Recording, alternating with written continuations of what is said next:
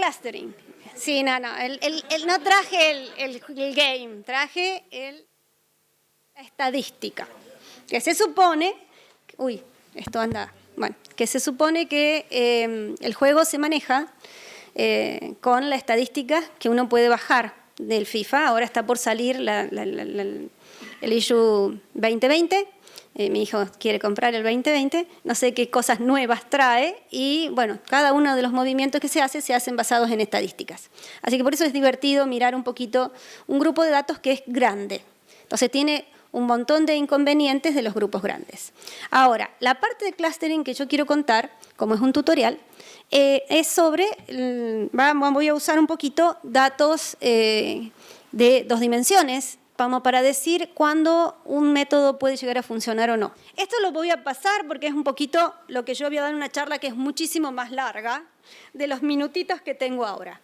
Así que voy a trabajar con cómo funciona el clustering o cómo debería funcionar clustering, que es el aprendizaje no supervisado y que se basa en el hecho que uno tiene elementos que tiene que conocer muy bien, una database que tiene que conocer y uno pretende, después de aplicar los métodos, tener una salida de una división, una partición de los datos que ingresó que tenga una cierta coherencia. Entonces, la definición de clúster, que es un problema muy laxo, mal condicionado le decimos los matemáticos, es porque no sabemos lo que queremos, o sea, no tenemos un fin último perfecto, como en clasificación que tenemos una partición que es la exacta y uno quiere encontrar una regla que devuelva esa partición y generalice. Acá uno tiene que dar una partición que parezca razonable.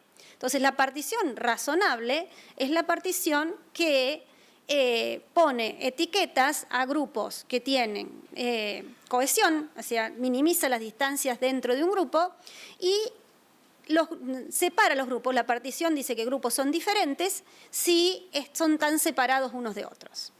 Eso es lo que uno querría que ocurriese. Entonces, cuando uno tiene un dataset con esas características, bidimensional encima, uno puede ver uno solito que hay grupos. Entonces le gustaría que el método automático genere etiquetas para esos grupos. Ahora, cuando uno tiene una cosa de ese estilo, que lo creé yo, así que yo con 4 grupos, no es tan fácil de distinguir cuáles son esos grupos. Esas son gaussianas que tienen distinta dimensión en la matriz de varianza-covarianza, por lo tanto, y encima están cercanas unas de otras. Entonces, este es un dataset difícil aún en 2 dimensiones para muchos métodos. Por lo tanto, cada método es como que está armado para distinguir datos de un cierto tipo. Y después está el FIFA, que nadie sabe qué tiene adentro ni cómo tiene adentro, entonces la visualización de esa cantidad de datos es otro problema. Entonces, pero vamos a empezar con estos, que son los de 2 dimensiones y que me permiten decir, por lo menos los 3 métodos que voy a meter en el FIFA, por lo menos quiero ver cómo funcionan. Entonces, estos datos tienen una clara estructura, y no es la estructura de flor, de pétalos de flor que hice recién con 4 gaussianas. Estos datos también presentan problemas a la hora de encontrar un método que distinga estas 2 clases. Entonces, clustering en base y los métodos más usados de clustering funcionan maximizando distancias entre grupos, entre objetos de distintos clusters y minimizando dentro de cada uno de los clusters. No puedo ir para allá, pero acá estoy mostrando la estructura de lo que va a ser K-medias. ¿Por qué? Porque K-medias va a mirar eso de maximizar diferencias y concentrar, lo va a hacer tomando las medias de cada grupo y la media de todo el grupo completo. En la media de todo el grupo, la media total, y va a ver la diferencia entre los grupos mirando la media total. Entonces, hay cuestiones cruciales en esto en que no está bien definido, que son cómo es el espacio, cómo represento los problemas, cómo se calcula la distancia, cuántos clústeres, tengo alguna información sobre los clústeres que quiero distinguir, sobre todo en databases que son muy, muy grandes. Necesito una estructura jerárquica. Hay problemas en los cuales uno necesita ver cómo se van uniendo los distintos clústeres para llegar a la estructura que uno quiere, para ver la forma en que se va moviendo la distancia, porque bueno, uno precisa esa información en la parte de filogenética. Necesita ver cómo se van uniendo, los puntos son especies, los puntos son... necesita ver la relación que tienen para llegar a los clústeres, el número de clústeres que uno necesita. Así que hay que representar los problemas de una forma especial, hay que mirarlos, y mientras más sepa de mis datos, más voy a poder interpretar luego que yo logre generar una partición. Similaridades. Una vez más, está atado al punto de lo que yo quiero, de lo que yo conozco de mis datos. Mis datos son continuos, discretos, categóricos, ordinales. ¿Qué son mis datos? ¿Es el carrito de compra del supermercado o los skills de los jugadores? Es decir, eso es lo que yo tengo que saber para distinguir, para trabajar con una métrica que me permita decir una métrica o una similaridad que me permita decir cuándo dos cosas están cerca. Entonces, estos dibujitos marcan lo difícil que es decidir hasta para la audiencia cuando una partición de clúster está bien o está mal. Porque uno puede con los personajes de los Simpsons hacer muchas distintas agrupaciones. Esta es una de las posibles particiones que hay. Medidas de similaridad. Voy a ir un poco más rápido hacia las semejanzas. Semejanzas, distancias y afinidades son los nombres que se le da a la función que me va a permitir decir cuándo dos puntos están cercanos o no. Porque entre documentos es diferente de entre clientes y entre imágenes y entre propiedades inmobiliarias. La semejanza debería hacer surgir las causas que hacen que esos dos elementos sean cercanos. Si yo tengo una semejanza que no es la correcta, quizás no me esté mostrando la característica que los pondrían cerca. La otra cosa que uno a veces tiene que hacer es normalizar o estandarizar los datos para que no haya una variable que sea muy grande, que me esté separando los datos y no es la separación que yo estoy buscando, porque es la trivial. La trivial no me importa una un poco más profunda. Entonces, si yo tengo datos muy oscuros y muy claros, más vale que me los va a dividir en claros y oscuros, y yo no estoy buscando eso, estoy buscando la forma. Y la forma y el fondo tienen claros y oscuros. Entonces, yo si estandarizo y saco el claro oscuro, paso a entender que yo tengo una forma y un fondo. Entonces, hay formas de estandarizar. Una es la estandarización hacia el 0,1, resto por el mínimo divido por el ancho del intervalo, y la otra es el Z-score, que resto por la media y divido por la desviación estándar. Entonces, bueno, y los datos categóricos, si yo tengo en mis variables continuas y categóricas, tengo que pensar cómo voy a hacer el encoding de los categóricos, que si es mujer y hombre, tengo que decidir un dato numérico, 0 y 1, sin embargo allí no tengo ningún valor, la media no tiene ningún sentido. Estoy pasándolo a numérico para poderlo trabajar. Entonces hay otros encodings que pueden llegar a ser más interesantes. Si yo tengo un valor ordinal, necesito mantenerlo, porque entonces ahí sí el orden de los naturales me permite dar información, pero cuando yo tengo categorías sueltas, en realidad esos valores no tienen, la media no tiene sentido. Usualmente Python, cuando yo tengo valores categóricos y continuos, cuando yo pido las medidas media varianza, y usualmente no me pone las de las categóricas porque justamente no tiene sentido. Pero ahora si yo tengo una columna puesta con ceros y uno, no se da cuenta, si es un entero, no se da cuenta que eso era el código de área o que claramente el código de área de los teléfonos no tiene ningún sentido la media. ¿Sí? Entonces ahí debería haber modas, pero yo le tengo que decir. Bueno, esas son consideraciones simples que uno tiene que tener en cuenta a la hora de hacer un trabajo que tenga una interpretación.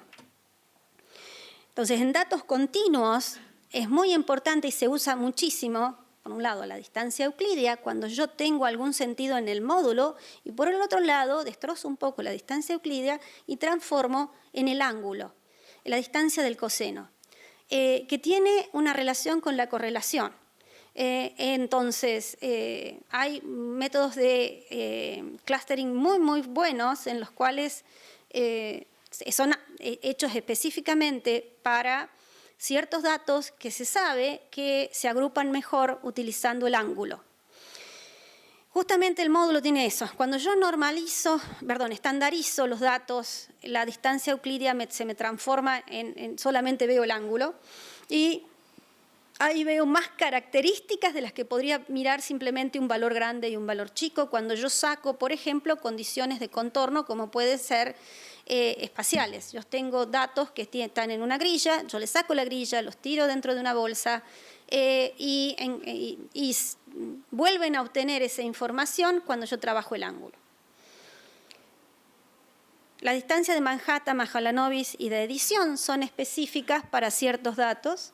Estas son todas las distancias de los LP. Manhattan, Euclidea es con R igual a 2, Manhattan es la del taxicab, la que va mirando la cantidad de cuadras que necesito para llegar, y la de Chebyshev mira el máximo de las diferencias en coordenadas. Entonces, estas son distancias que yo puedo cambiar dentro del mismo algoritmo. Y Mahalanobis en particular es la distancia que sale, yo peso las diferencias de las coordenadas por la matriz de varianza-covarianza. Entonces, esta es la distancia que está dentro de la gaussiana, por lo tanto, esta es una distancia. Y es muy importante a la hora de medir datos que han sido producidos por distribuciones de probabilidad. Sin embargo, yo puedo tener datos no continuos. O sea, el clustering se puede hacer con datos no continuos. Además, hay métodos específicos para hacer no supervisado en datos no continuos, como son... y bueno, las distancias son de este tipo, el número de operaciones necesarias para ir de un string a otro, y se llama la distancia de Hamming cuando yo tengo los números binarios, el número de operaciones necesarias para llegar de un string al otro. Son las distancias usuales, pero los métodos son muy diferentes a los métodos que estamos trabajando, que se trabajan para variable continua y que están dentro de lo que se llama clustering, que es tradicional y antiguo. Estos agrupamientos o particiones o análisis no supervisado para datos de lenguaje natural prácticamente son una subárea del no supervisado, específicamente. Son muy interesantes, pero son bastante diferentes. Entonces, yo voy a trabajar con estos algoritmos que vienen un poquito del lado de la parte de datos continuos. Métodos generativos. Voy apenas un poquitito porque no lo voy a usar, pero voy a comentar lo que es un método generativo, mezcla de gaussianas, min-shift, agrupamiento por particiones, que es K-medias, es el más usado de todos los algoritmos de clustering, y después DB-scan, que es un método basado en densidad, que es muy clásico, la idea es muy interesante, es muy difícil que funcione. Optics. Sí, porque o sea, uno no quiere pasar del base al siguiente, porque Optics es una mejora que funciona mejor y hay varias mejoras que van funcionando mejor, pero es como que uno se queda cuando presenta un algoritmo, presenta el algoritmo que creó la idea, digamos. Lo mismo pasa con los jerárquicos. Ward, Diana, Agnes son bien antiguos, son de los 70. Son algoritmos muy poderosos. Birch, Cure son mucho más modernos. Chameleon son mucho más modernos. Y uno cuando tiene que pasar un jerárquico va directo a single linkage o complete linkage, que son los clásicos y muy rápidos, pero hay cosas un poquito más avanzadas, que sobre todo trabajan con mayor cantidad de datos. Esta es la figura clásica de sklearn, que yo la modifiqué un chiquitito, pero en realidad es la clásica de sklearn, que muestra distintos grupos de datos y cómo pueden ciertos algoritmos atacar esos grupos de datos. Aún modificando los parámetros, no fueron construidos para resolver esas particiones, entonces no funcionan bien.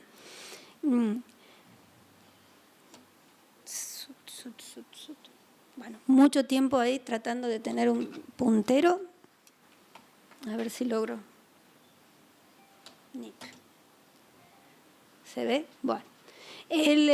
Lo que quiero mostrar aquí es que estos dos grupos de datos, uno dentro del otro, necesitan un método que vaya encadenando información. O sea, no un método que mire distancias en sí mismo, porque si no, fíjense que el primero es K-medias, ¿sí? Le pongo un centro del lado derecho, un centro del lado izquierdo, y las distancias de los puntos a ese centroide van a ser la mínima, y me va a partir en dos la imagen, así. Y no se va a dar cuenta en absoluto que yo tengo dos centros, uno adentro del otro, y que claramente están distintos. Entonces, eso es porque directamente como fue creado el algoritmo está mal, no puede pensar así, no encadena. Entonces, la mezcla de gaussianas hace lo mismo, con un modelo también de gaussianas, MinShift también, recién Average Linkage y DBScan pueden hacerlo, sobre todo DBScan porque es el que salió para decir, no, bueno, ¿cómo hago para basarme en distancia, basarme en distribución de probabilidad, pero encadenando? Entonces encadena bien. El punto es que tiene que haber una separación entre los grupos para que el encadenado no me deje un solo clúster. Y ese es el problema de DBScan. DBScan no sabe dónde parar. Entonces, cuando tengo cosas de ese estilo, funciona muy bien. Fíjense que funciona bien en las dos primeras filas. En cambio, la segunda fila, primera columna y segunda, realmente ponen un centroide en una punta, un centroide en la otra y parten. Entonces, esto es la idea central de lo que son estos algoritmos. ¿Para qué fueron creados? ¿Cuáles fueron las hipótesis? Si fuera una partición de este estilo, entonces este algoritmo la podría encontrar. Pero, porque algo hay que poner, algo hay que decir para poder construir un método que tenga alguna consistencia. Todo el mundo le anda bien acá, porque bueno, todo el mundo anda bien en redonditos, separaditos, no tienen problema. Y esta última hilera es ruido blanco. No hay nada. Entonces, ¿cuál es el único que dice, está bien, los dos únicos que dicen que no hay nada? Entonces, MinShift no encuentra nada y DBScan no encuentra nada. El resto encuentra algo. En un puntito, en un cosito, encuentra alguna cosa, cuando en realidad no hay nada. Entonces, si bien para estos datos sintéticos, estos grupos andan bien, cuando uno va a una database en la cual no puede visualizar nada, como una database grande, ahí es como que encuentra que realmente ahí viene el problema de, los dos problemas, el de visualización y el de lograr correr el algoritmo. Ups.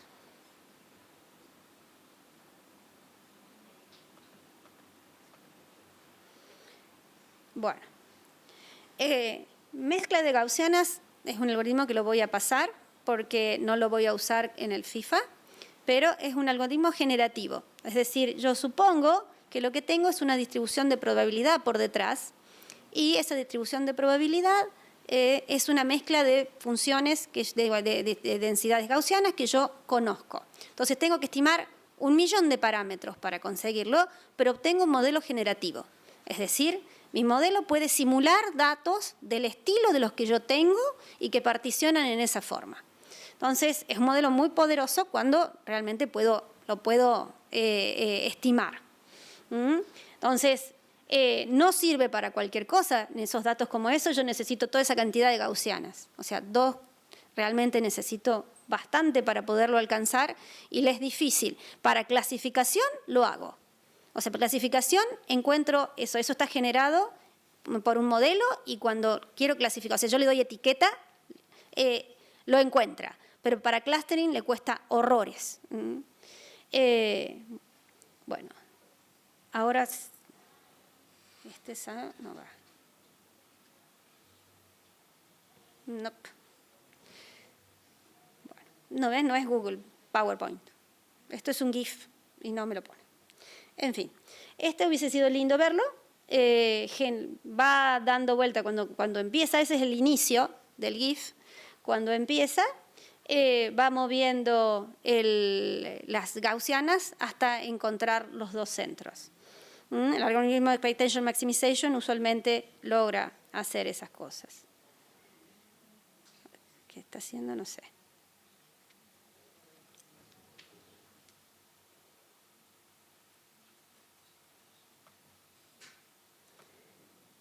Se me fue completamente.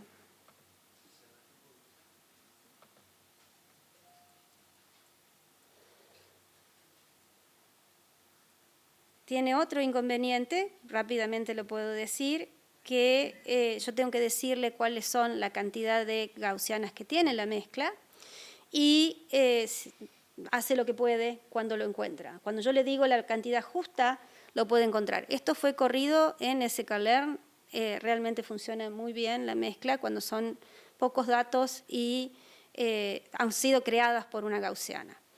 Se puede encontrar el K, esto lo creé yo automáticamente, utilizando el BIC o el AIC o alguno de los criterios que se basan en la densidad que yo tengo. Y ahora, MinShift, me interesa porque es diferente a la mezcla de gaussianas en el sentido de que, o sea, lo puedo aplicar en una database bien grande. ¿Por qué? Porque si bien sigue pensando que yo tengo por detrás un montón de distribuciones de probabilidad, o sea, tengo una conjunta una conjunta compleja, yo voy a tratar de estimar la densidad local la densidad localmente mediante un kernel.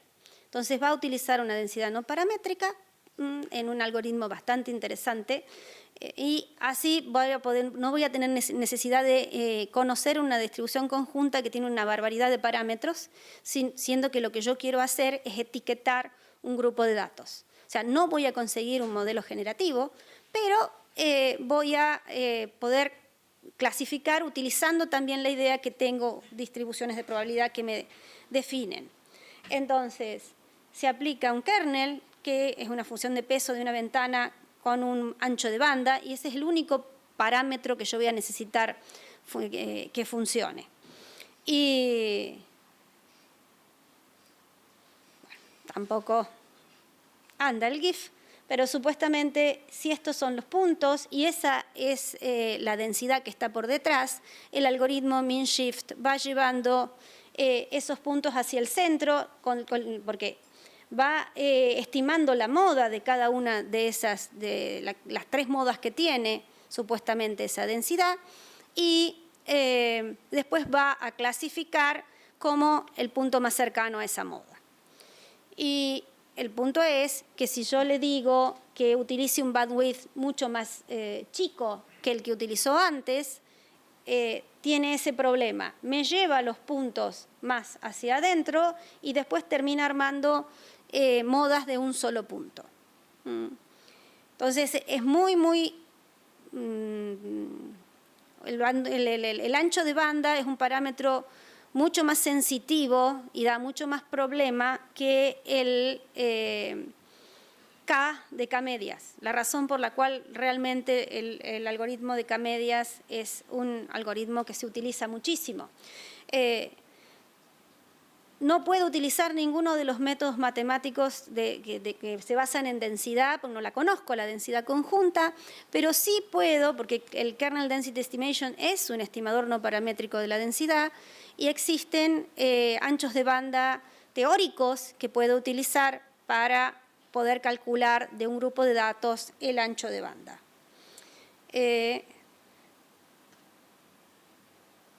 En esta transparencia yo puse, como yo generé esos datos con gaussianas, puedo después ir y preguntar cómo hice la clasificación, la partición con respecto a algunas medidas. Bueno, y acá tenemos K-medias. Y de ahí voy a K-medias, mean shift, y esta es la transparencia más grande, por eso es que voy a cortar un poquito para pasar después al Python. Y K-medias tiene esta idea por detrás. Tengo una partición inicial que la hago simplemente diciendo, bueno, quiero 3 clusters.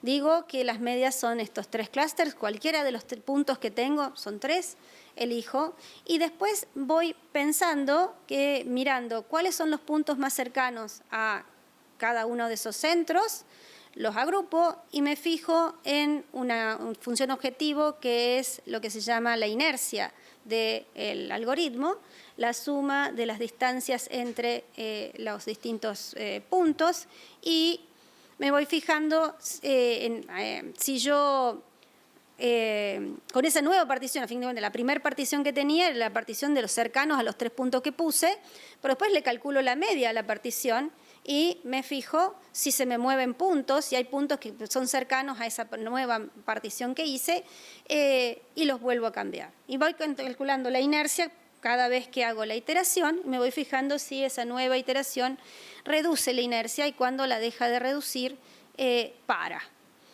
Y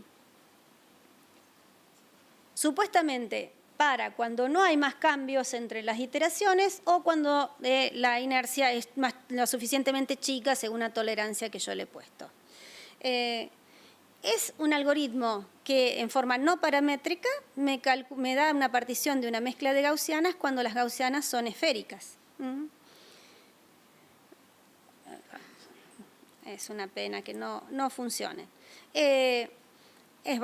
Bueno, como toda cosa con funciones de optimización, es un poco inestable con respecto a los mínimos locales, pero los algoritmos modernos tienen ya varias capas para evitar los mínimos locales. Yo hice una pequeña imagen como para decir cómo funciona cuando tengo distintas gaussianas, que debería ser óptimo, y el punto es, si son esféricas las gaussianas anda bien, si no, tienen que estar extremadamente separados. La mezcla de gaussiana en estos casos anda perfecto. ¿Cómo hago para calcular el K? La inercia es una cantidad que se calcula porque es la función objetivo. Por lo tanto, si yo puedo correr el algoritmo con varios valores de K y calcular la inercia y hago ese plot que ven ahí, que es un plot como si fuera un codo, cuando la inercia deja de bajar, sino que empieza a estabilizarse, porque siempre baja cuando yo agrando el K, hasta yo puedo dejar todos los puntitos sueltos y eso va a ser más bajo aún. Pero yo puedo encontrar que cuando hace un codo, esa es una indicación de que ese es un clúster decente. Justamente me encontró exactamente el número de clúster que yo había creado en este ejemplo. Pero bueno, existe algo más que se llama el análisis de silueta, que hace algo de este estilo. Es decir, voy mirando todos los puntos, creo un índice para cada uno de los puntos y voy mirando esa silueta para cada uno de los agrupamientos que yo hago. En este caso, como 2 clústeres me los unió, hay una silueta que es muy grande y tiene valores negativos. Entonces yo puedo ir diciendo, esta no, porque no puede, si da valores negativos es malo. Esta otra también tiene un clúster muy chiquito con valores negativos, porque tengo clúster de más. Esta también, tengo clúster de más, y por supuesto, este es el que me da para los clústeres, para el grupo que yo armé. Sin embargo, este tampoco es malo, y sin embargo uno es gigante y el otro no. Los valores de la silhouette no son malos, porque en el fondo, si yo armé una cosa de ese estilo abajo, o sea, cumplen las condiciones de estar bien agrupado y bien separado. Entonces, estas dos agrupaciones yo las tendría que tener. Y si yo tengo un grupo de datos como muy heterogéneo, con una clase que me interesa y la otra no, tienen esta forma. Es decir, yo tengo una cosa como, por ejemplo, si alguna vez han trabajado con la lealtad a una compañía, los datos de lealtad, como por ejemplo de la compañía telefónica, tienen la gente que se queda con la compañía es el 80%. Y el otro 20% o más, 85%. Y el 15% es el que se cambia. Y la única cosa interesante es entender cómo son la gente que se va de la compañía, no entender las que se queda. Es como que pero la que se queda tiene esa forma, tiene estados adentro, no son homogéneos. Es una clase demasiado grande. Entonces, la partición interesante es esta que estoy viendo acá. Entonces, no es que uno en clustering uno no tiene que descartar este tipo de particiones solamente porque una de las siluetas es demasiado grande. Uno podría estudiar un poquito más porque justamente hay una variable, que es la variable, en ese caso, en ese tipo de algoritmos, ese tipo de grupo de datos, hay una variable que explica, que es la variable de la lealtad y que es realmente la razón por la cual se estudian esos algoritmos. DevScan es el último que quiero marcar porque es el primero que inició otro tipo de área de estudio de clustering. Uno es K-medias con distancias y centroides. El otro es MinShift con estimadores de la densidad no paramétricos. Y el tercero es DevScan, en donde también quiero estudiar densidad, pero quiero encadenar. Porque va a funcionar mejor cuando yo encadene. Entonces, voy a encontrar áreas de alta densidad separadas con áreas de baja densidad y va a haber elementos de core, puntos de core, que son los puntos en los cuales estarían en el centro del clúster, y los puntos de borde, de los cuales yo de ahí tengo que separar los distintos clústeres. Entonces, eso me permite que estos bullseyes se separen perfecto. Entonces, como idea, es la primera idea que realmente es muy buena. Entonces, hay muchos otros algoritmos que pulen los problemas que tiene DevScan, pero hay que darle crédito al que inició el trabajo. Entonces, lamentablemente no da, pero me encuentra la carita feliz. El GIF encuentra la carita completamente porque puede saltar. Entonces, una vez más, este es muy interesante. Está por la web, por todos lados, este GIF, pero es muy separado. O sea, el gran problema de DevScan es cuando yo tengo una densidad de puntos. Después voy a mostrar rápidamente, voy a mostrar los futbolistas. Están muy densos, están muy centrados, están muy cerca. Por ende, esto tiende a encontrar un solo clúster. Acá yo necesito aire entre medio para poder encontrar los distintos, la cara entera. Cada uno, los ojos, la boca y el borde de la cara es un clúster distinto. Además, y uno de ellos está completamente encadenado. O sea, ninguno de los otros métodos me encuentra este sistema.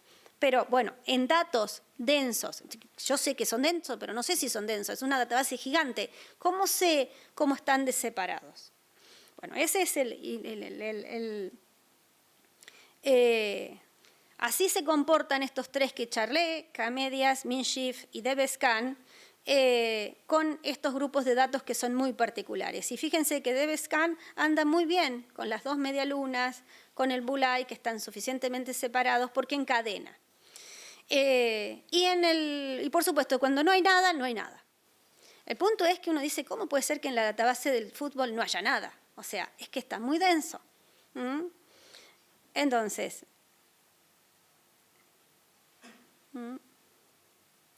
bien. Entonces, quiero jugar un ratito con el Python.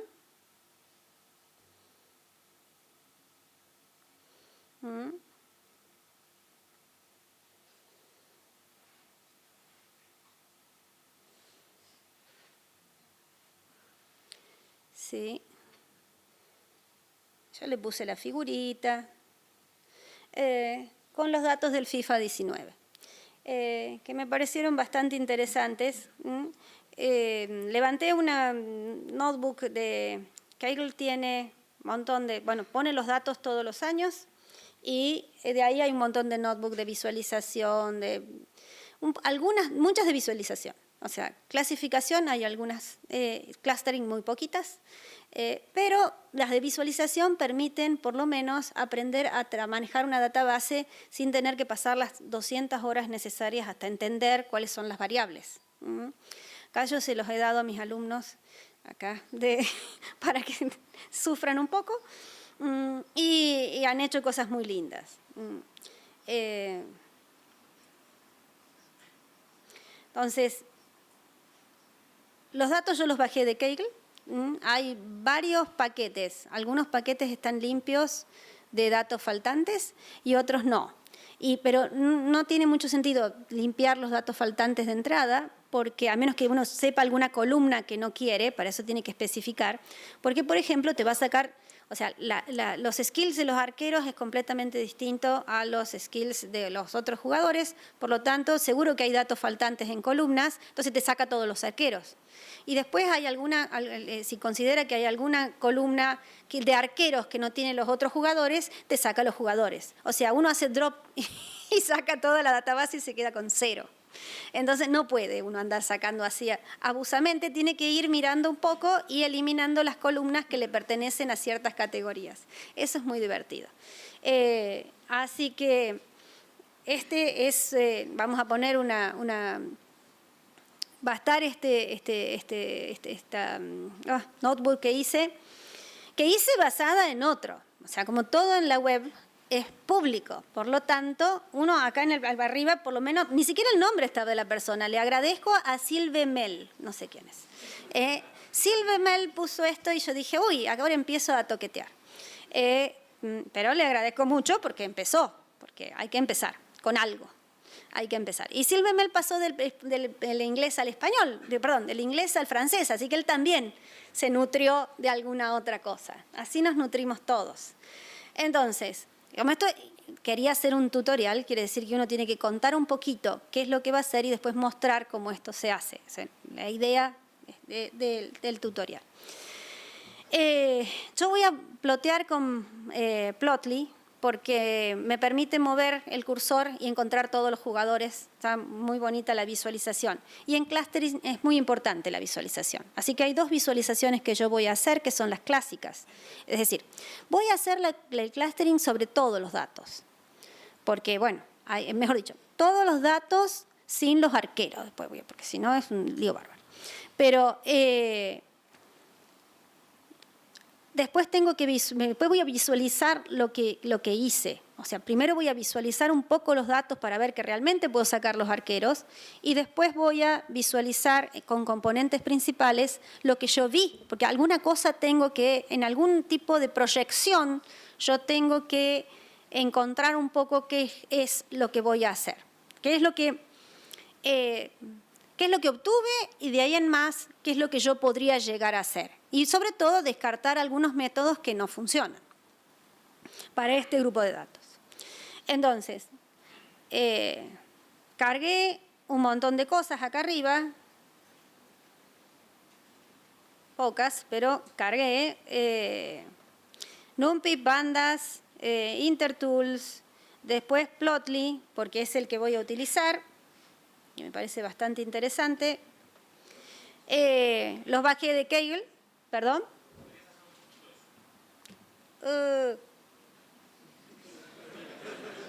No sé si te sonó bien. ¿No se ve un corno? Qué desgracia. Vamos a ver. Tenés mi asistente.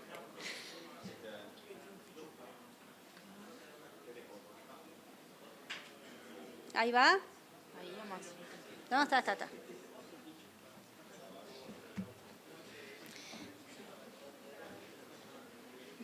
Bueno. Fantastique. Oh, me quiso hacer no sé qué cosa. Acá.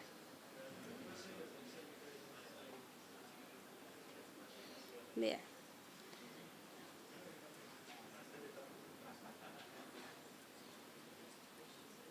¿Se ve ahí? Sí. Perfecto. Vuelvo a repetir, yo para la otra materia que estaba dando clase, usualmente levanto Seaborn o Matplotlib, que me hace acordar en mi MATLAB querido, pero este Plotly me pareció realmente cool. O sea, a la hora de mirar, tendrá otros recursos, necesita recursos computacionales, pero realmente uno puede mirar un poquito más. Los alumnos de la maestría me dijeron que parece R. Entonces, bueno, bárbaro. Entonces, seguimos. Bueno, entonces, este es el que se baja ahora en este momento de Kaggle, es data.csv. Antes se bajaba uno que se llamaba FIFA, me parece. ¿Sí? No, en realidad es data, pero nosotros le cambiamos el nombre. Ah, bueno, entonces el tuyo tiene otro nombre. Bueno, este es el data.csv, el que está ahora en Kaggle. Yo lo bajé ahora, tiene 18.207 jugadores y, perdón, 18.206 jugadores, creo que el primero es el nombre, y tiene 89 columnas, 89 variables. No todas las variables refieren a todos los jugadores, porque justamente hay variables de skills que no se tienen. Entonces, podemos ver que está la ID, que a nadie le interesa, el nombre, edad, foto, tampoco a nadie le interesa, nacionalidad, bandera, overall, es la forma de rankearlos, digamos, como un índice perdón, de super jugador.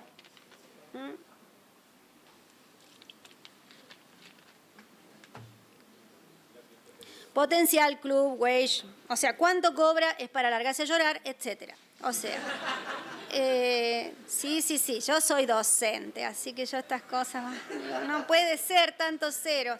Bueno, si uno quiere trabajar con esa, lo peor de todo es que me revienta la database, porque hay que sacarle los strings, hay que transformarlo en un número, o sea, hay mucha información acá adentro que tiene un número y un código y por lo tanto hay que pasarlo a otra cosa para poder correrle los algoritmos. ¿Sí? Y además hay que tratar de no mirar esas cosas porque es muy triste. Muy triste. Así que voy a mirarlo así, pero...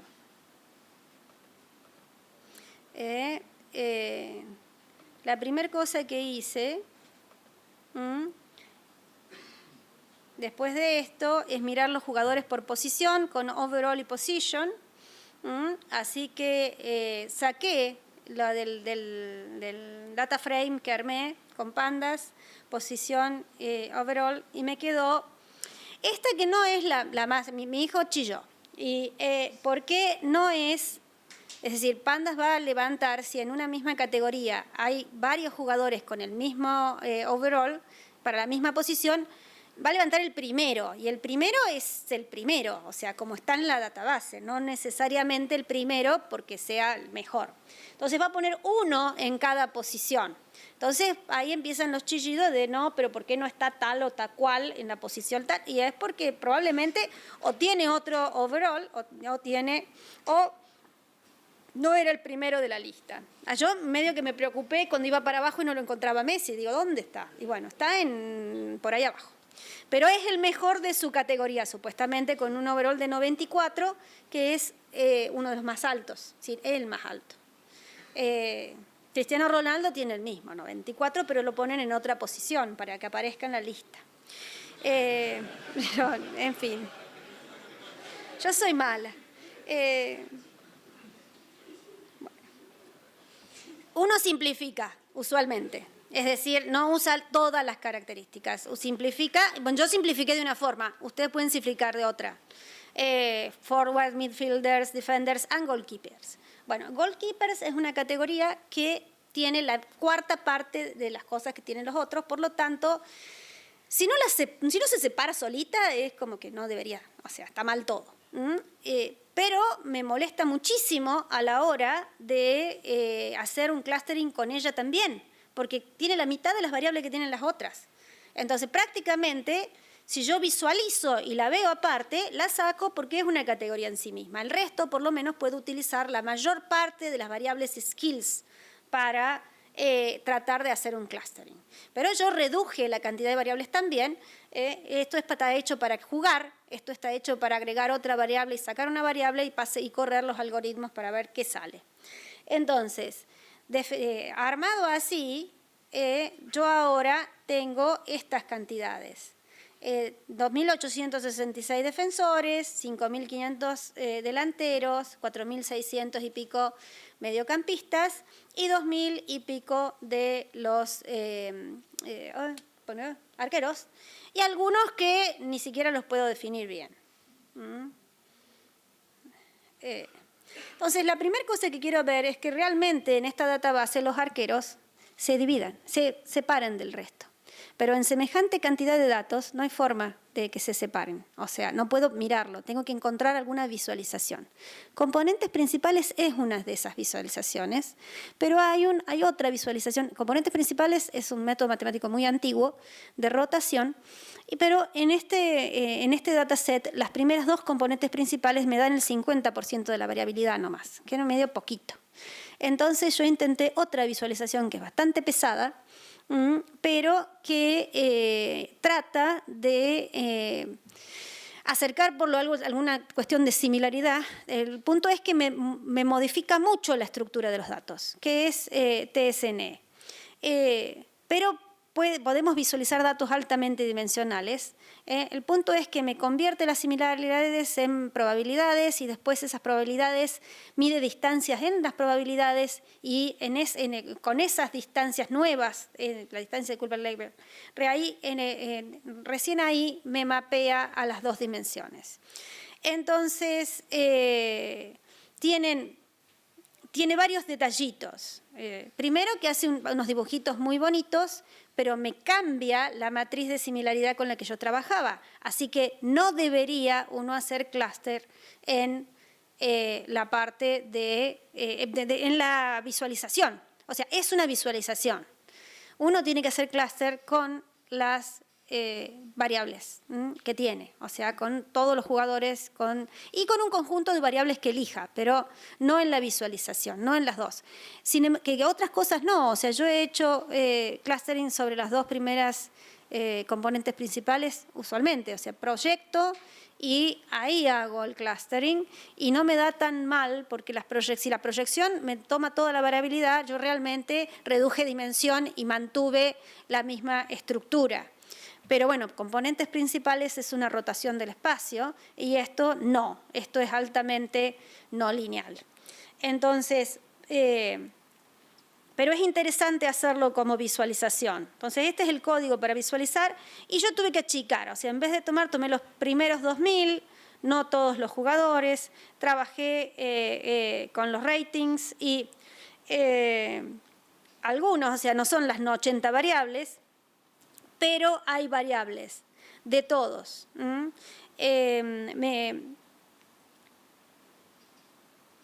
Entonces reduje un poquito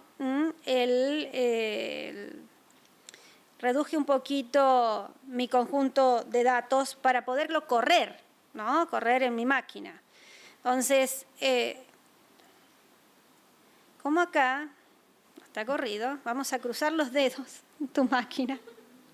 Porque la mía lo había hecho bastante bien, ¿sí? Pero bueno, entonces vamos a ir de acá en adelante.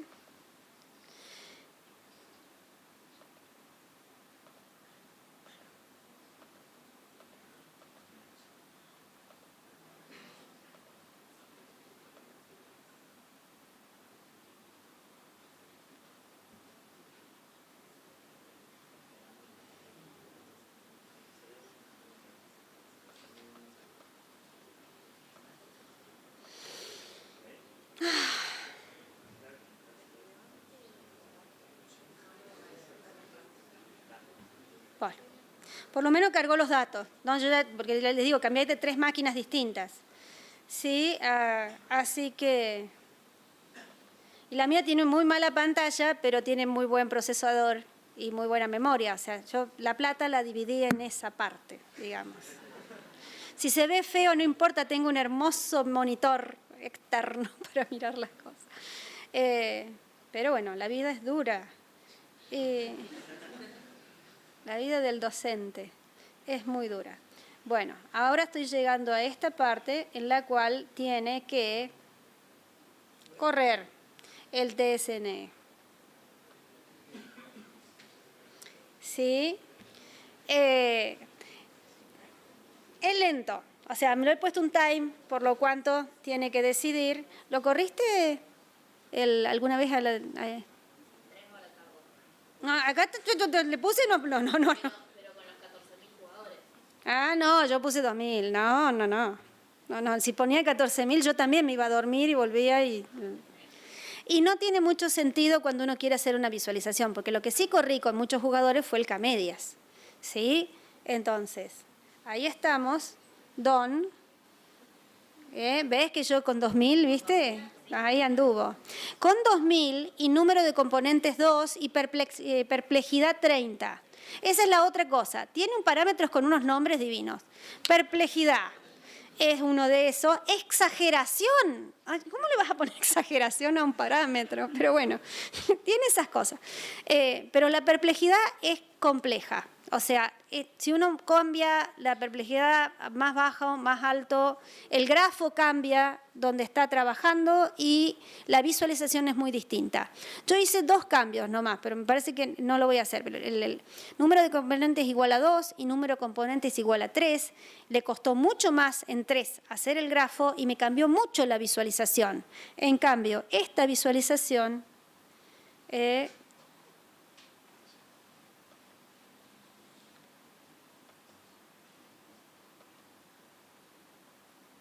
debería andar bien. Porque eso es lo que yo quiero. Yo quiero esto. ¿Sí? Y adivinen quiénes son estos muchachos. Estos son los goalkeepers. Entonces, realmente está completamente separado. Sin embargo, yo cambio los parámetros de TSNE y los goalkeepers se me meten en el medio, pero en el medio de los otros. Entonces, no es cuestión de decir, es decir, cambia muchísimo, o sea, y uno no sabe, o sea, es una visualización muy linda cuando funciona, pero es muy complicado entender por qué razón genera un tipo de visualización y no de otra. De todas formas, los goalkeepers, aun cuando pasan, dejan de estar, acá están extremadamente separados. Si en la siguiente visualización están en el centro, pero están compactos. Entonces, realmente son un clúster. Pero ningún, o sea, si yo quiero mandar un clúster, una método de clúster a esa cosa toda amontonada, me va a ser muy difícil separar. Muy, muy difícil. Esto, claramente, los arqueros se separan del resto de los jugadores. Los jugadores que tengo puestos son los mejores, los 70 mejores. Esos tienen nombrecito. En la lista que tiene el overall. Pero acá están todos los datos que yo hice. Y entonces acá están todos los arqueros. Y si yo agrando, esto está en 700 por 700, pero si uno lo agranda más, entonces empieza a separarse un poco mejor y ve un poco mejor. Y acá lo interesante es que el amarillo, las etiquetas están por las etiquetas que yo armé. Entonces, realmente hay una parte, o sea, se separan estos unos con otros.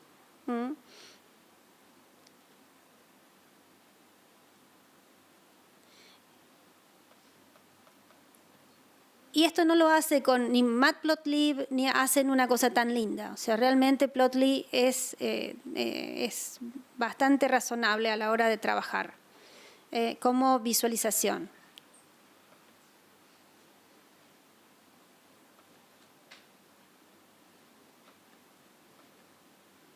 Bueno, este es el que es un poquito más largo, así que lo voy a dejar. Les aconsejo que lo miren porque con 3 componentes cambió un montón. No lo tengo porque no es mi máquina, entonces no tenía la visualización.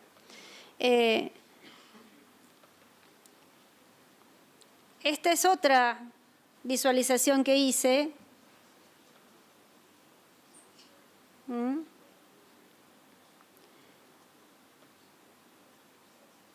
pero me carga la misma. O sea, esta no es, me está cargando la misma porque le tenía que haber puesto otro nombre. Esta es la que tiene 3 componentes que les digo que las cargan ustedes. ¿Sí? Así no lo corro, que es muy pesado. El resto no es tan pesado. Ahora voy a trabajar un chiquito, pero vuelvo a trabajar con los 18.000, porque estas cosas sí las puedo hacer con los 18.000. Entonces, pero quiero elegir los skill rating y mirar solo los que son más, los que tienen buen rating, buen overall. Y si yo miro componentes principales sobre ese tipo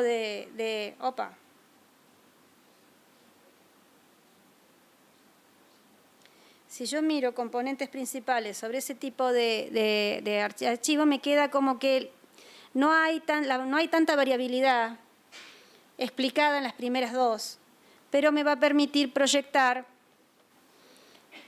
bien. Entonces,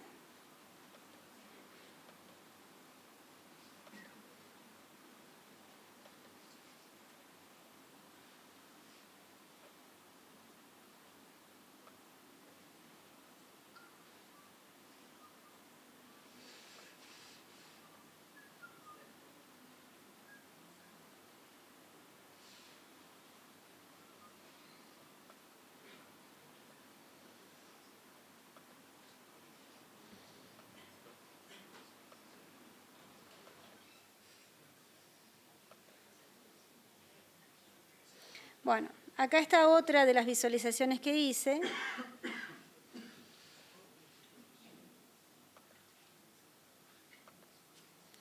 Y no me deja mirar bien el ¿qué? Está puesto, pero no lo engancha bien. No lo engancha la máquina. Por alguna razón.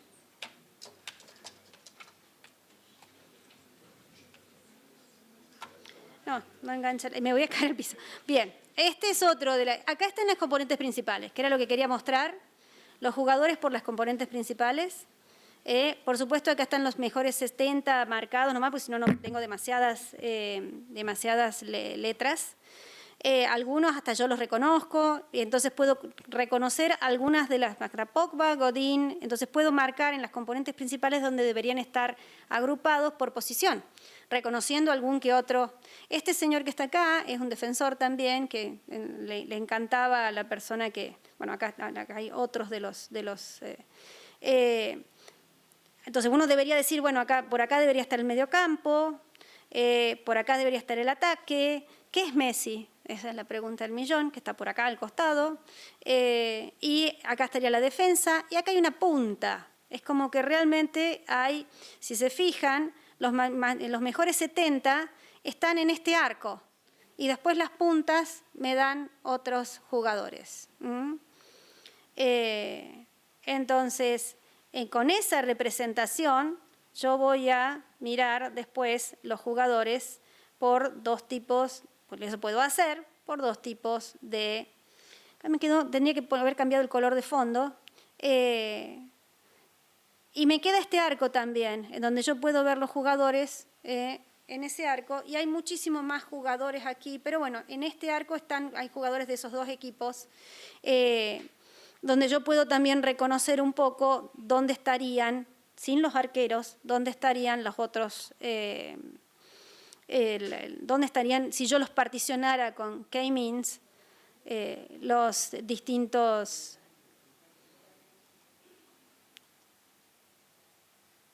posiciones de jugadores.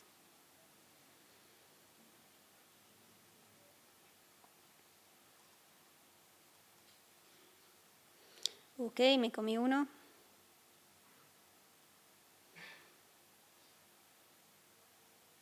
Bien. Vamos a ir de a uno.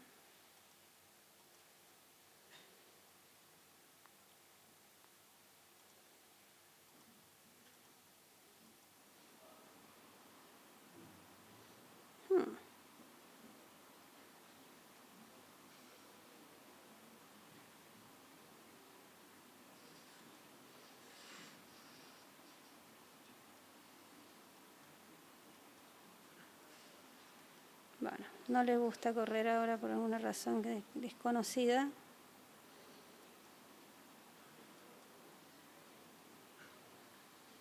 Bien. Ahora fui de atrás para adelante, hay alguno que... Ahí está. Estas están coloreadas.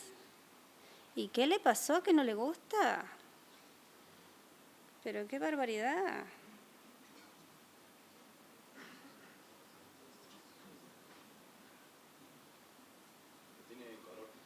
No, hay uno...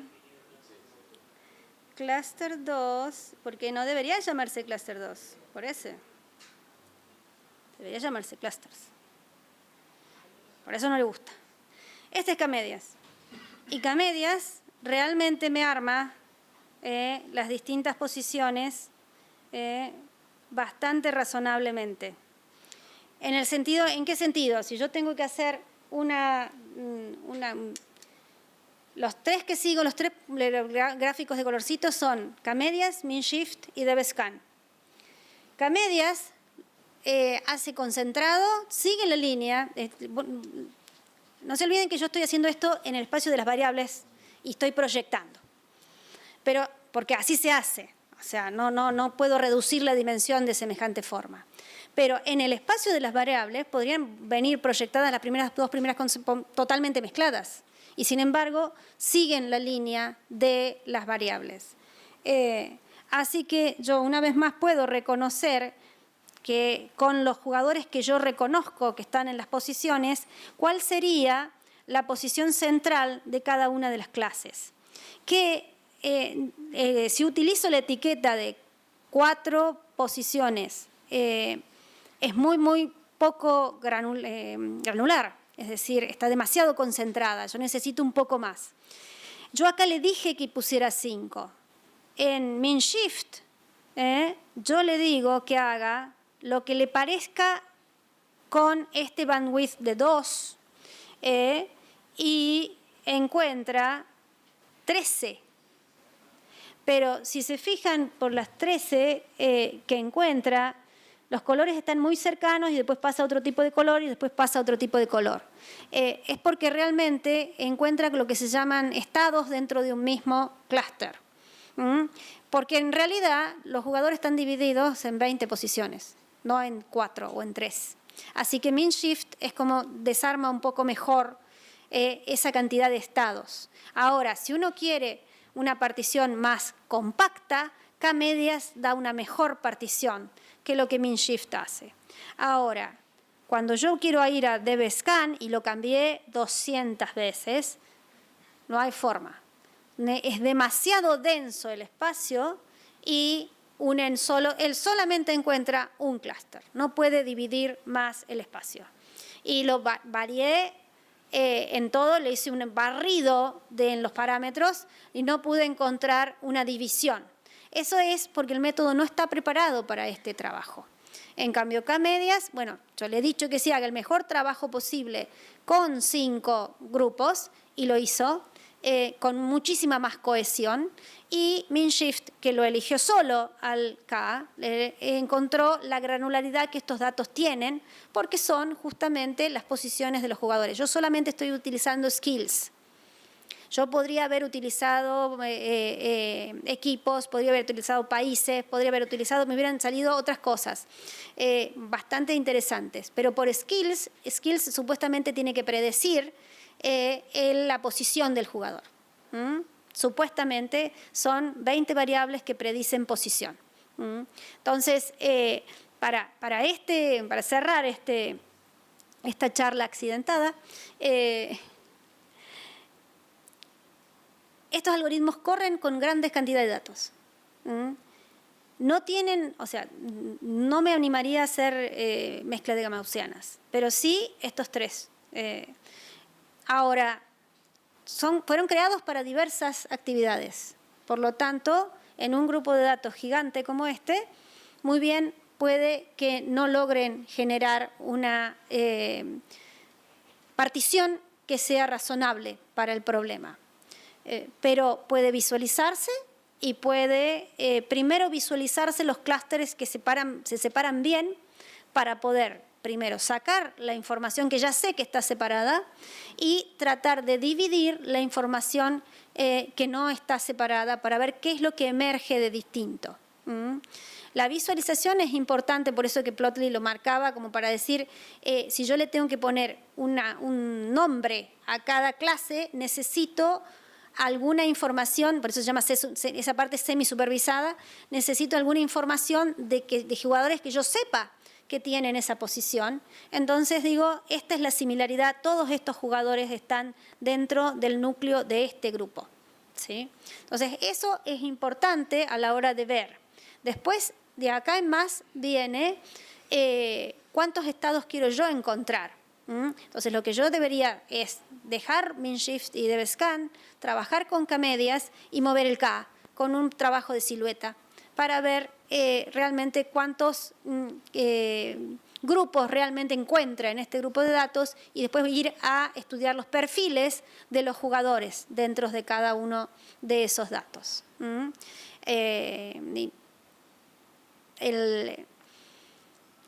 Esto es lo que yo quería presentar como un tutorial de inicio en clustering. Y comentar esto, es una área de trabajo muy dura. Es mucho más simple la clasificación. Es mucho más simple. Yo ahí largo 20, o sea, los chicos largaron como 20. Ese era el trabajo que tenían que hacer. Había que largar muchos clasificadores y estudiarlos en este grupo de datos. Y la clasificación era altísima, o sea, muy buena clasificación para las etiquetas, cuando uno le daba una muestra de entrenamiento. Acá yo no puedo clasificar, o sea, no tengo esa tasa de buena clasificación con estos grupos que emergen, ni siquiera con K-medias. No llego ni al 70 de la etiqueta que tiene, que si yo le digo lo que tiene que hacer, KGBoost me da arriba del 90% de buena clasificación sin mejorarle los parámetros. Mejorando, levanta. O sea, así que con el mismo grupo de datos, para decirles cuán duro y cuán difícil es trabajar con agrupamiento que emerge y que el semisupervisado que busca una pequeña información de etiqueta es mucho mejor. Me es mucho más fácil, aunque sea una parte de las etiquetas, para poder guiar los algoritmos y poder asociar las cosas que no sé a las cosas que pude curar, se llama, verificar que la etiqueta era correcta. Bueno, este es el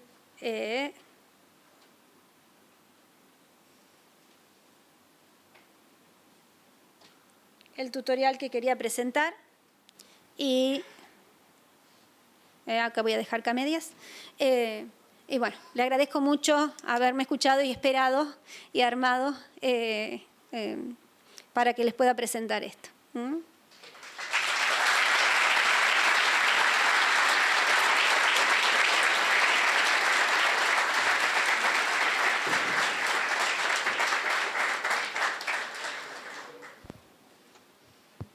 Hola, bueno, tenemos unos minutitos para preguntas, así que si alguien quiere hacer. Hola. Sí, ¿qué tal? hola. Tengo una duda con respecto a que uno utiliza, por lo general, estos algoritmos no supervisados para descubrir información y no conoce cómo está compuesto el clúster. Si nosotros, o los clústeres que encontramos, si nosotros usamos PCA y tenemos dos componentes, tenemos que interpretar las componentes, entiendo, para poder interpretar los clústeres. Entonces son dos preguntas. Una, ¿qué métodos existen para interpretar componentes? Y la otra, ¿cómo podemos interpretar un clúster que no sabemos por qué se forma? Bueno, ese es el arte. O sea, la transparencia anterior, larguísima, terminaba con lo duro que es una vez que yo armé la partición. Porque justamente acá yo lo que te mostré es que con Plotly un poquito podemos ir mirando dentro de cada uno de los clústeres las etiquetas de los jugadores que conocemos para poder identificar, bueno, con respecto a estos jugadores, estos otros se le parecen a estos jugadores. Como forma rápida, porque el componente principal me mezcla todos los skills, para verificar, para dar esa idea. Pero en realidad hay que sacar el clúster y mirar skills una por una y empezar a hacer plots de los skills para ver cómo son las características que tienen esos jugadores. Esta es una visualización como para decir, esto es parecido a esto. Entonces quizá esta y esta la puedo plotear y mirar, puedo sacarle el máximo, puedo empezar a mirar cuál es la estructura que tienen esos datos que los hicieron estar juntos. Pero sí, esto y es particular para cada uno de los grupos de datos que vos querés trabajar. Es muy difícil trabajar sin tener un fin último. La pregunta tiene que haber una pregunta de investigación anterior. Como por ejemplo, quiero entender por qué razón esta gente se va de la compañía. Entonces, todo lo que yo quiero mirar son las distintas variables. Quiero que me digan a ver si hay algún escenario que yo pueda realizar algo para evitar que esa gente se moleste y se vaya de la compañía. Entonces, uno cuando estudia el Telecom Churn, lo que se fija es, la gente que tiene plan internacional llama 800 veces a Customer Service y debe estar molesta por algo. Hay alguna razón, pero es un poquitito, son como pedacitos. ¿Por qué? Porque es muy chiquito el porcentaje del target, que es la clase que yo quiero ver. Entonces, por ahí sería hasta más interesante decir, hago al revés. Me fijo en la clase de los que se quedan y trato de hacer un clustering de los que se quedan y mirar los distintos agrupamientos para ver los consumidores que se quedan, qué características tienen. Porque los que se van son muy poquitos y no me dice mucho por qué se van. Son muy disímiles unos de otros. Entonces, pero es artesanal, ¿sí? Realmente artesanal, y quizás encuentres una o dos variables que te expliquen. Podés, en vez de componentes principales, podés tratar de proyectar sobre esas variables. Capaz, y encontrás más información. Ese es, lamentablemente, es así el agrupamiento y análisis no supervisado. ¿Alguna otra pregunta?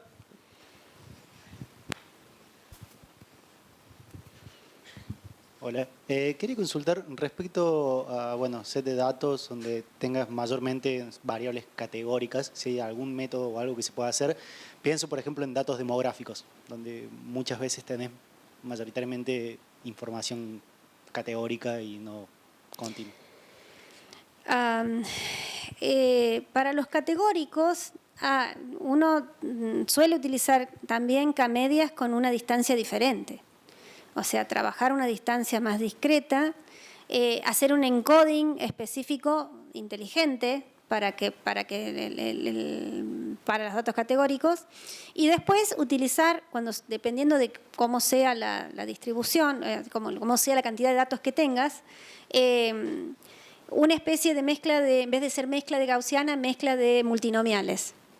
Esa mezcla de multinomiales te permite hacer un clustering generativo con una distribución que se adecue mucho más a los datos que vos tenés. Eso, si tenés datos, si tenés datos jerárquicos, utilizar el hecho de que son jerárquicos. Hay diversas, porque vos podés hacer agrupamiento imagínate, de árboles. O sea, agrupar árboles. El punto es qué similaridad. ¿Cuál es la similaridad que vas a trabajar? Ese es el punto. O sea, ahí entra fuertísimo que no son datos euclidios y no va a ser la distancia euclidia. Pero vos tenés que crear una similaridad entre esas estructuras. Por ahí las estructuras, la estructura es lo que importa, entonces los pasás a ceros y unos o a otras categorías y la cercanía es completamente distinta. ¿Sí? Eso por un lado, porque después hay otros métodos de agrupamiento específicos. Si vos, por ejemplo, querés trabajar el carrito de compra, querés ver querés encontrar cláusulas, es decir, querés encontrar cosas que se asemejen entre sí, pero son tenés que definir ese tipo de cláusulas. La cercanía es completamente distinta y los algoritmos a priori funciona bien para encontrar recomendaciones, pero es completamente otra área, ¿sí? Yo le veo mucha cara de K-medias, pero con otra medida. Y como la función de optimización cambia, porque los datos, la medida no es una medida, sino es una similaridad y es discreta, entonces al final el algoritmo también cambia para llevar a ese punto. Pero porque los datos son muy diferentes. ¿Sí? Este está centrado en datos continuos, en su mayoría, o datos que han sido, se le ha hecho un encoding directo, con números naturales. ¿Sí? Gracias. De nada. ¿Alguna otra pregunta que quieran hacer?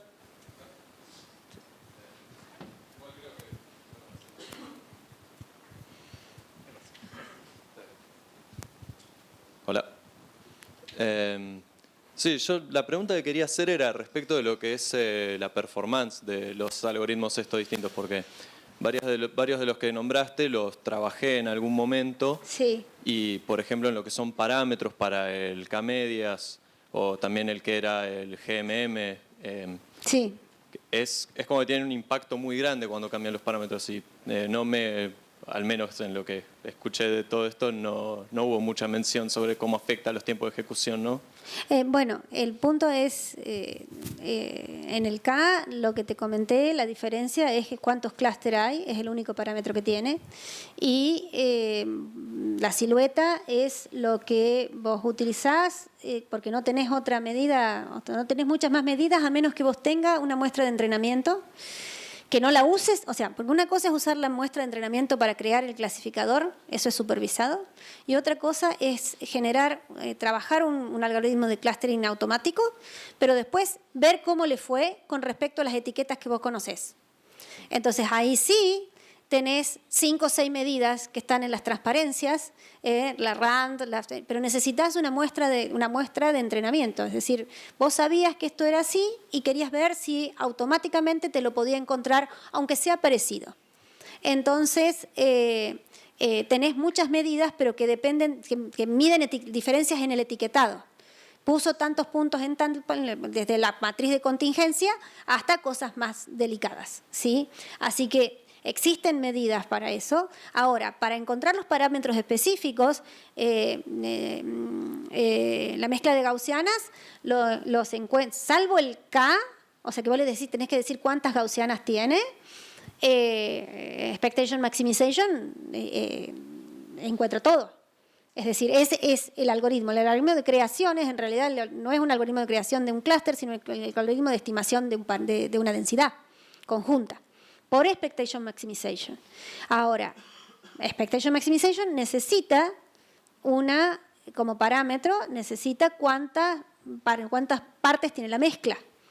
Y ahí sí, uno debería utilizar un expectation maximization dentro de un loop con el B y C. Yo les mostré en la transparencia que yo le agregué, no solamente calculé el B y C, sino que encima le cambié porque el sklearn te permite que vos le digas qué tipo de varianza-covarianza pretendés. Porque si vos le haces calcular una varianza-covarianza full, es muy pesado. En cambio, vos podés decirle que sean todas esféricas, y es como hacer un modelo generativo de un K-medias. Entonces, ahí podés también mirar el B y C y ver cómo te fue con todos esos modelos y elegir el modelo que tiene menor B y C. Para unas gaussianas generadas que yo hice, lo encontré perfecto, encontré el modelo que yo había generado. Para datos tan dimensionales, K-medias solamente necesita el K. Y el K sale un poco más del contorno. O sea, yo lo fijé en 5 porque me pareció que era más que razonable para el grupo de datos que yo tenía, ¿sí? DBSCAN necesita un parámetro muy fuerte y le cuesta muy mucho si no hay separación encontrar. Y la granularidad del entorno es más... porque necesita un número de puntos en el entorno mínimo y un radio para el redondelito que va moviendo. Optics ya no te pide el radio, lo encuentra solo, te pide solamente un mínimo de número de puntos. Entonces, por ahí cambiar un algoritmo que tiene ya interno la definición del parámetro es mejor. Pero O sea, las únicas medidas de calidad que existen son con respecto a una clasificación que vos tengas ya. Lo demás es completamente empírico y de acuerdo a lo que vos veas, tenés que estudiar la partición resultante.